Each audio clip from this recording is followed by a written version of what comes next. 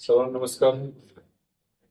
अ, विधान परिषदेचे निवडणूक लागलेली आहे आणि सांगली सातारा स्थानिक स्वराज्य संस्था मतदारसंघातून महाविकास आघाडीतर्फे मी अधिकृत उमेदवार म्हणून या ठिकाणी निवडणूक लढवत आहे.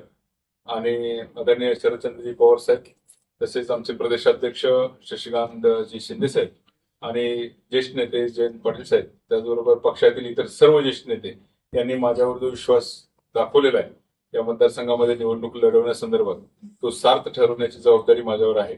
आणि त्या दृष्टीनं मी मतदारसंघामध्ये दौरे सुरू केलेले आहेत. या मतदारसंघामध्ये सर्वसाधारणपणे सरळ लढत होईल, भाजप विरुद्ध महाविकास आघाडी अशी. आणि मला खात्री आहे की या मतदारसंघामध्ये मतदार बंधू महाविकास आघाडीच्या बाजूने राहतील. या मतदारसंघामध्ये 895 मतदान आहे आणि सांगली आणि सातारा हे 2 जिल्हे आहेत.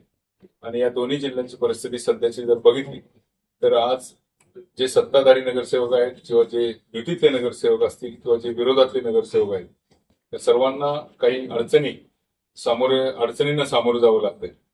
आज जे विरोधातले नगरसेवक आहेत त्यांच्यावर अगदी दुजाभाव केला जातो. त्यांना कोणत्याही प्रकारचं फंडिंग किंवा अनुदान किंवा त्यांच्या वॉर्डातली कामं करण्यासाठी त्यांना कसल्याही प्रकारची मदत सत्ताधाऱ्यांकडून मिळत नाही.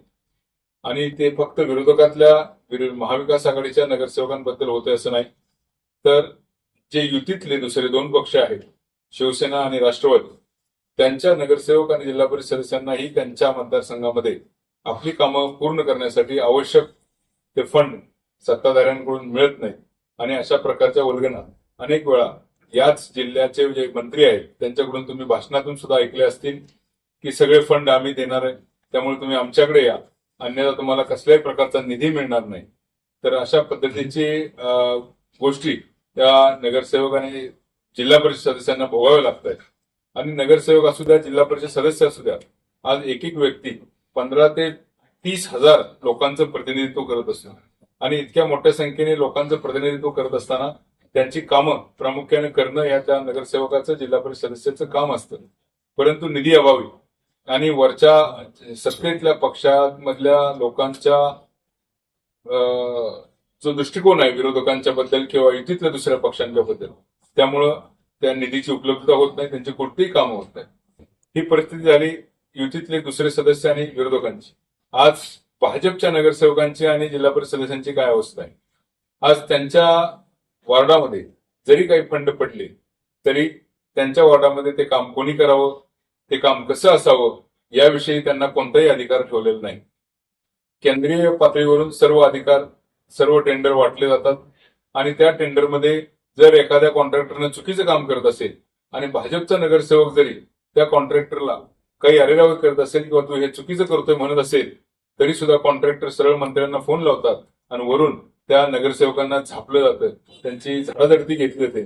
त्यामुळे स्वतःच्या वॉर्डातली जी कामं आहेत त्या कामं सुद्धा चांगली व्हावी म्हणून भाजपचे नगरसेवक सुद्धा आपल्या तिथल्या स्थानिक कॉन्ट्रॅक्टरला सांगू शकत नाही, अशी परिस्थिती आहे. एकंदरीत जे वातावरण या ठिकाणी चालू आहे सातारा आणि सांगलीमध्ये विशेषतः, ते वातावरण ठराविक भाजपच्या मंत्र्यांमुळे दूषित झालेलं आहे.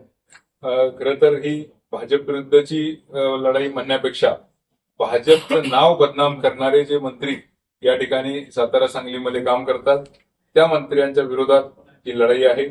त्यांनी खऱ्या अर्थानं मागच्या अनेक दिवसांपासून भाजपचं पक्षाचं नावही खराब केलंय आणि देवेंद्र फडणवीस साहेबांचं नाव सुद्धा या मंत्र्यांमुळे खराब झालेलं आहे. आणि खऱ्या अर्थानं ही लढाई ही आमची त्या प्रवृत्ती विरोधात आहे.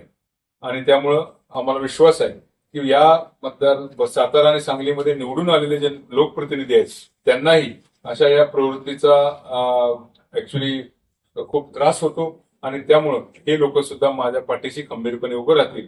आणि भाजपचे असू द्या किंवा महाविकास आघाडीचे असू द्या किंवा इतर त्यांच्या मित्रपक्षांचे नगरसेवक असू द्या, सर्वच लोक या ठराविक मंत्र्यांना त्रासलेले आहेत आणि ते सगळे लोक माझ्या पाठीशी उभे राहतील ठामपणे, असा मला पूर्ण विश्वास वाटतो. त्यामुळे येणाऱ्या निवडणुकीत विजय हा नक्कीच महाविकास आघाडीचा उमेदवार म्हणून माझा होईल, यात मला शंका नाही.